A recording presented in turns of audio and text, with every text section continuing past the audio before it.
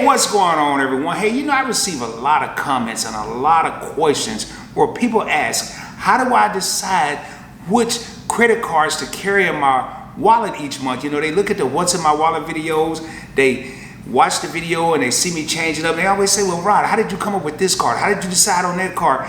The answer is easy. I have a very extensive credit card strategy. It doesn't mean you have to have an extensive strategy. You can have one or two cards and you still need to have a strategy of how you chose those cards. And what I want to do today in this video is talk about what's your credit card strategy.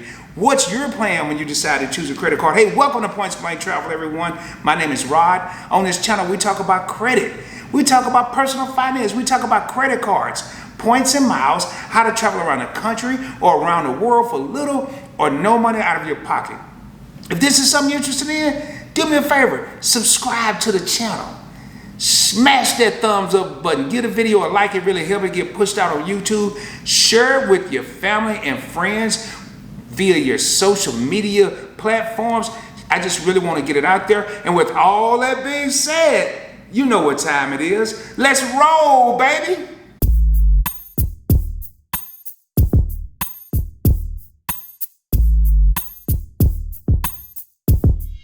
Hey, even in the beginning, when I first started with credit cards, I was one of those people who would just get out there and apply for a credit card. I would have no plan in mind. I would have no strategy. I would just apply, hoping. In the beginning, I was hoping I got approved. And then even when I got good credit, knowing I would get approved, I still didn't have a solid plan. And one of the best pieces of advice that I can give anyone, whether you're just starting out, you're in the middle of the road, or your credit is astronomical, man, have a plan. Know which cards you're applying for. Know why you're applying for those cards.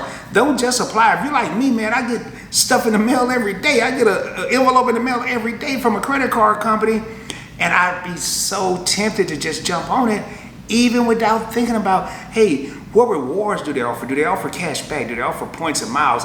I just be ready to jump, and that's one of the biggest mistakes that a lot of people make. Whether it's a cashback credit card or a points and miles credit card, you want to make sure you have an idea of what you're trying to accomplish. Are you trying to maximize your cash back? Are you trying to earn points or miles for an upcoming trip or a family trip or a solo trip or a bucket list trip? You have to know what your plan is, and that's why I say you have to have a strategy. One thing that I think that's important is you need to understand the different bonus categories that are out there. I'm going to name off a couple. You have gas, you have groceries, restaurants or dining, however you want to put it. And now they recently included things like streaming and online shopping. Where do you spend the most money? That should really determine which credit card you have your eyes on. Which credit card are you thinking about? Where do you spend your money? Do you commute a lot? Do you dine out a lot? Or do you grocery shop a lot? Streaming really won't do it because you're not going to spend. The subscriptions are pretty reasonable. I won't say cheap just in case you decide to try to raise the prices. But where do you spend your money? Do you take a 2-hour commute every day and spend a lot on gas? If that's the case, you may want to look at a gas credit card. Are you a younger person and you eat out a lot? Do you use Uber Eats a lot? Do you use Seamless? Do you have food constantly delivered? Those are the things you want to think about when you're thinking about your credit card strategy. One thing I like to do is, regardless of where I spend my money and how I spend it, I want to make sure I maximize every dollar spent and be able to get cash back or points in some form or fashion. I never use cash. Never. Or should I say never? I won't say never, rarely. And only time I use my debit card is when I go to an ATM machine. But you definitely want to make sure you have a strategy. I have 24 cards in my arsenal. You hear a lot of YouTubers, 19 cards, 21 cards, 28 cards. You don't have to have that many to have a strategy. If you have one card and it's the only one you can get or the only one you have, make sure you have a good strategy for that card. I can't emphasize that enough. Also, look for cards that have welcome offers, that have cash back bonuses. What is it like to spend $1,000 and get $150, $200, $250? Sometimes they may go crazy and give you $300 cash back after spending $1,000 in the first 3 months. I recently applied for the Barclays Business Advantage credit card and was able to get $65,000 American Airlines miles after spending $1,000. That is enough for 2 round-trip tickets domestically. I mean, I can't fly to Paris or anything, but if I want to fly domestically, I could use that card or those points, those miles, should I say, and take 2 round-trip tickets. 2. And I spent $1,000, and I spent it on stuff I was going to spend it on anyway. I didn't just spend $1,000 for the tickets. So let's say I had my debit card. This was my strategy.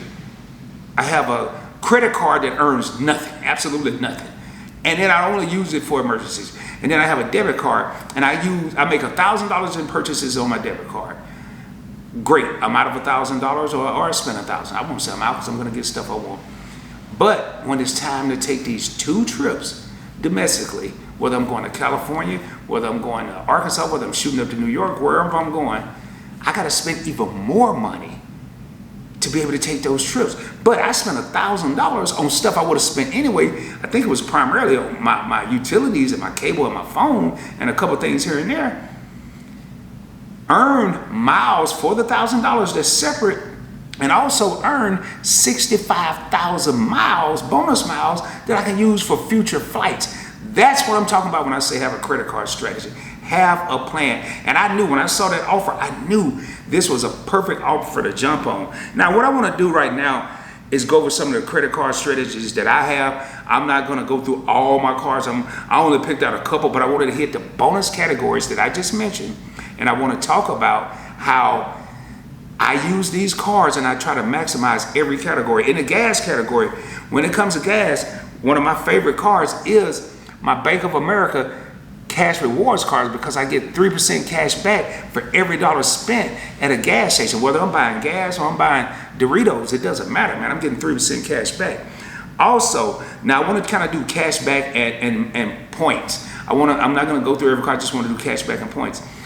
If I decide to earn points at a gas station, part of my strategy is to use my American Express Business Gold card, because I get 4 membership reward points for every dollar spent at gas stations when I use that card. Moving on to groceries. Groceries, man, right now there's so many offers on groceries. It's ridiculous because people aren't really eating out. When it comes to groceries, you can Google it, you can search it, you can go from blog to blog to blog, and you're going to see probably the #1 cashback card for groceries is the American Express Everyday Preferred card. 6% cash back on every dollar spent at grocery stores. Groceries, if you're going to the pharmacy, it doesn't matter, man. You're getting 6% cash back.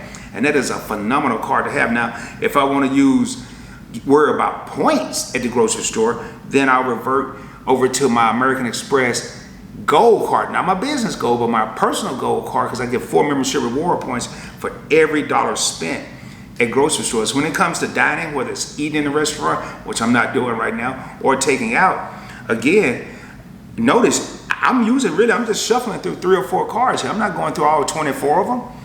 I'll use my American Express Gold card because I get 4 membership reward points for every dollar spent when I dine in or take out or order delivery services. So again, I'm winning. Another card that I'm using temporarily for dining, notice I said temporarily, is my Discover It card, because this quarter is earning 5% cash back for every dollar spent, whether you dine in, take out, order delivery services. And you notice I'm not even going through a lot of cards, but I have options. You always used to hear me say in earlier videos, I have options. I'm maximizing every bonus category. Let's get away from the bonus categories. I like to call them catch-all cards, and I have 2 of those. So let's say there is no 4 times the points or no 3% cash back, and it's just basically 1 point for every dollar spent. In the world of ROD, that's not happening, because I have cards that will earn at least 2% cash back or 2 times the points for every dollar spent on non-bonus categories. So I can use this wherever, at the mall, getting a bag of popcorn, it doesn't matter. That is my Citi Double Cash card, 2% cash back on every dollar spent, and my American Express Blue Business Plus card will give me 2 membership reward points for every dollar spent. So as you can see, a strategy. there is a strategy that's there. And that's one thing I want to make sure that you guys think about. You have to have a strategy. When you're applying for cards, man, how are you going to use these cards? I'll be honest with you. I didn't have a strategy even after I started. I didn't. But probably after card number 5 or 6 or 7, watching videos, I developed a strategy. You know, when I first got into credit, there wasn't a Google, there wasn't a YouTube, there wasn't a Rod on Points Blank Travel, there wasn't a Dwayne on How to Build Credit TV, there wasn't a Bob on Cakeology, there wasn't a Justin Fakula on Hurdy Gurdy Travel podcast, there wasn't a D. Anderson. These people didn't exist. You just had to kind of either hope you had someone that knew about it, which most of the time wasn't the case, or you just had to get out there and kind of tread the waters and learn on your own. So definitely make sure, while you have all this stuff in front of you, while you have everything in front of you, and all these different methods where you could research, you can read, you can listen to a podcast, you can watch a video. Take advantage of it, baby. Take advantage of it, because it's all free, man. It doesn't even cost anything to learn how to come up. Hey, do me a favor. If you enjoyed this video, hopefully, if you haven't already done so, subscribe to the channel, smash that like button, get a video a thumbs up. It really helps it get pushed out on YouTube. Share it with your family and friends. Share it on your social media platforms. I'm going to keep dropping this knowledge as often as I can, and I'm just going to keep trying to come up with things to talk about where people can prosper, where people can grow, where people can flourish. That's what this is all about, man. I just want to give back. I just want to give back. And I tell you what, the compensation isn't money. I'm going to get the cash back from the cards, baby. You can best believe that. The compensation is when I get a comment from one of you, when I get a thumbs up, when I see a like, when I get a new subscriber. Man, you can't put a dollar amount on that. And with all that being said, shoot for the moon, and if you don't make it, you'll be amongst the stars, baby. Hope to see you soon. I'll be coming at you again real soon. And until then, peace, baby.